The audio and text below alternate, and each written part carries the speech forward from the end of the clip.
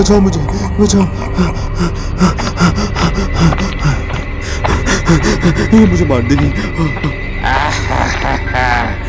मैं तुझे नहीं छोड़ूंगी, आज मैं तुझे।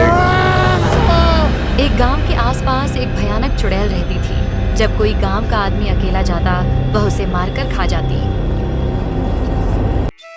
गांव के लोग मुखिया के पास जाते हैं ताकि वह कोई सुरक्षा के इंतजाम कर सकें। मुखिया जी, ऐसा कब तक चलेगा? इस तरह से तो वह गांव के सभी लोगों को एक एक करके मार देगी। हमें कोई ना कोई इंतजाम तो करना ही होगा। मुखिया जी, कुछ कीजिए। हाँ, तुम लोग सही कह रहे हो। हमें कोई ना कोई तो इंतजाम करना ही होगा, वरना ये गांव तो खाली हो जाएगा। इसीलिए मैं कैमरे लगाने की सोच रहा हूँ, सीसीटीवी कैमरे। इनकी वजह से हम एक जगह देख सकेंगे और जगह जगह लगा देंगे इन्हें, ताकि वो चुड़ैल शिकार करे और हमें पता लग जाए। मुखिया के कहने पर सारे गांव में, यहाँ तक जंगल में भी कैमरे लगा दिए जाते हैं। मुखिया जी, आपके कहने पे मैंने हर जगह कैमरे लगा दिए हैं। अब वो चुड़ैल कभी भी किसी का शिकार नहीं कर सकती। जैसे ही वो शिकार करेगी, हमें पता लग जाएगा। तो इसलिए मुखिया जी, हमें निश्चिंत हो जाना चाहिए। ये तो बहुत ही अच्छी बात है कि इतनी जल्दी कैमरे लगा दिए तुमने। अब गांव का कोई भी मासूम इंसान नहीं मरेगा। हम उस चुड़ैल को अब शिकार नहीं करने देंगे। इधर चुड़ैल और उसके पति को ये बात पता लग जाती। अरे भगवान, तुम्हें पता है गांव में तो कैमरे लग चुके हैं, अब हम शिकार कैसे करेंगे? बड़ा चालू निकला ये मुखिया और उसके गांव के लोग। मैं तो टेंशन में आ गया हूँ कि हमें बगल की रोटी। तुम टेंशन मत लो, मेरे पास एक आइडिया है। गायब होके हम मानव रूप धारण कर लेते हैं। इसके बाद वो दोनों एक आम इंसान की शक्ल ले लेते हैं और दोनों एक बड़े ही भोले इंसान बन जाते हैं। अगली सुबह सरपंच किसी काम से गांव से बाहर जा रहा था। वो उसी जंगल के बीच से जा रहा था जहां वो चुड़ैल और उसका पति रहते थे। तभी कुछ देर बाद सरपंच जी को कोई आवाज सुनाई देती है, किसी के रोने की। कोई औरत रो रही है।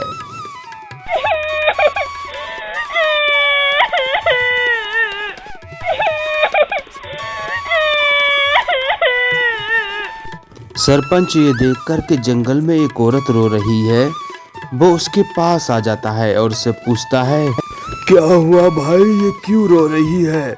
क्या कोई परेशानी है तो मुझे बताओ, मैं गांव का मुखिया हूँ।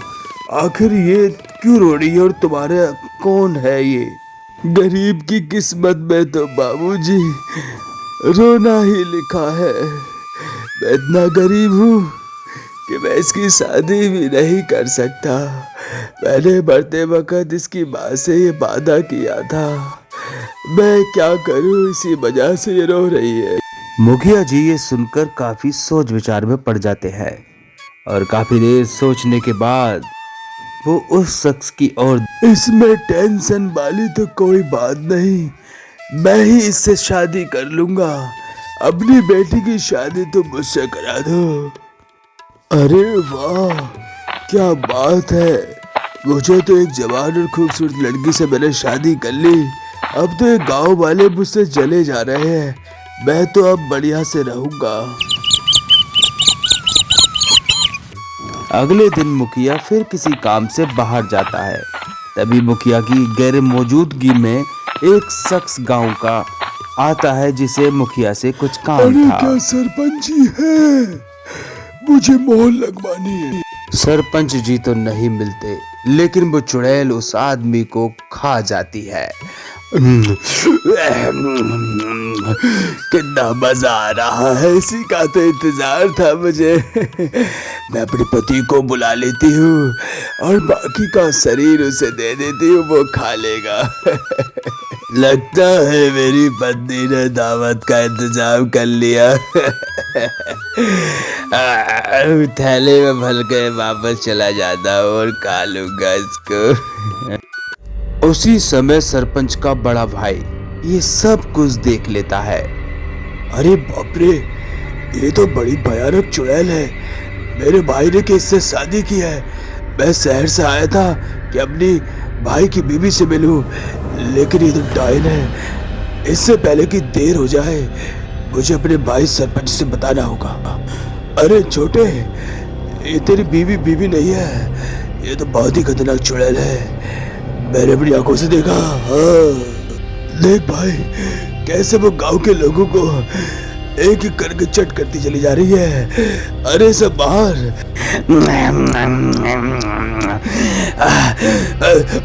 सरपंच जी, कोई सफाई देने की जरूरत नहीं है। मैं तेरी हकीकत सरपंच को बता चुका हूँ और अब तेरे हाल ऐसा होगा कि तूने सोचा भी नहीं होगा। इसके बाद गांव के सब लोग मिलकर उस चुड़ैल को पेड़ से बांधकर पवित्र अग्नि में उसे झोंक देते हैं, उसके शरीर में आग लगा देते हैं। अरे मर गई रे, लाश पीटों ने मुझे मार दिया, मेरे शरीर में आग लगा दी। मेरा पति कहाँ मर गया, हरामी कहीं का।